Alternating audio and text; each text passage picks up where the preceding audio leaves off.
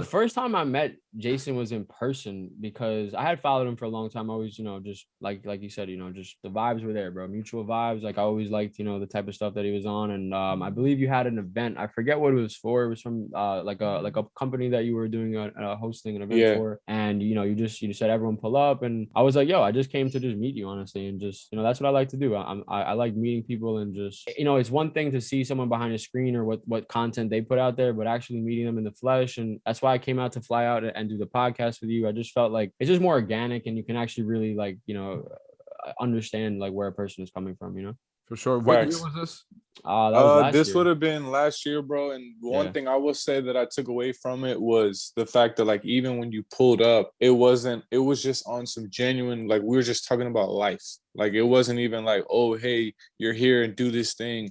It was like I just genuinely wanted to chop it up with you, and it was cool too because like we were at this nice ass mansion. And me and James had like went up to the top of the balcony. It was like super secluded and just was lit. We smoked the J and just had a good ass talk about chilling. How far we've come and how far we're gonna go. And it was like. It was like 45 minutes flew by, and I was like, damn, bro. It's like, all right, we got to get back down there, like, but we just up here talking all day. I think that was right after I think you had your 6-figure day a little while ago, and then we spoke about like, and I had just had mine. That was in like, it must have been November, December, or something like that of last year. Yeah, it was all good vibes, and, I definitely took a lot away from the interaction, So if we can bring it back home, a lot of folks, when they see you guys now, they see you guys doing extraordinary things. They're like, okay, yeah, of course they're winning. They have, these extraordinary qualities, but they don't know that everybody started off broke. Everyone started off, of course, like really, really having to make. I went broke more than once, bro. I was rich and broke, then rich and broke. Like,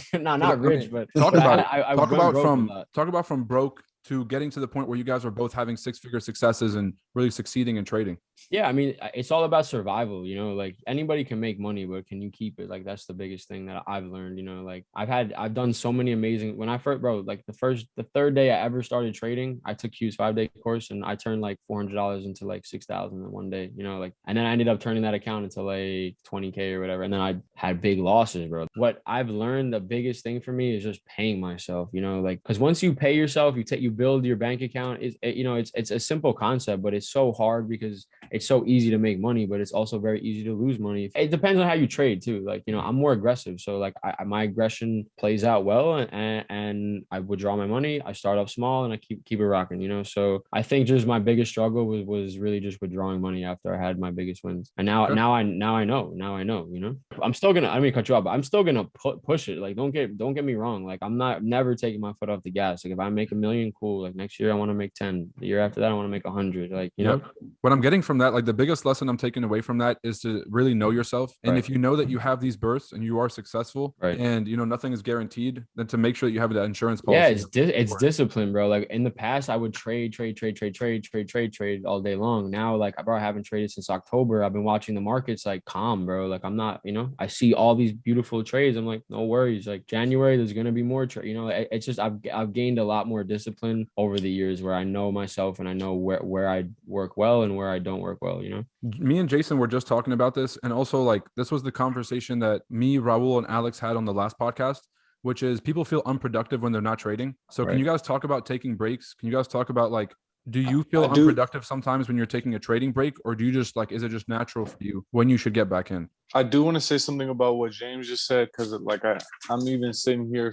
I got ADD, so for all of y'all at home listening to this, if you have ADD, you can still be successful. That's why I got to write this shit down. But the first thing is you can have different trading styles. As in James said, he likes to trade in bursts. So a lot of people think you have to trade one account for a whole year, and that's just how you have to do it. It's like you have to get out of that thought process. It's called a build. So you could literally have a 7-day build that you do get phenomenal results, and like you said, then reward yourself for that build. Make it real. Like, it's not real until you actually realize the whether you put it in cryptos or you put it somewhere else or you just tuck it away or whatever. Just you have to actually extract it out of the trading account.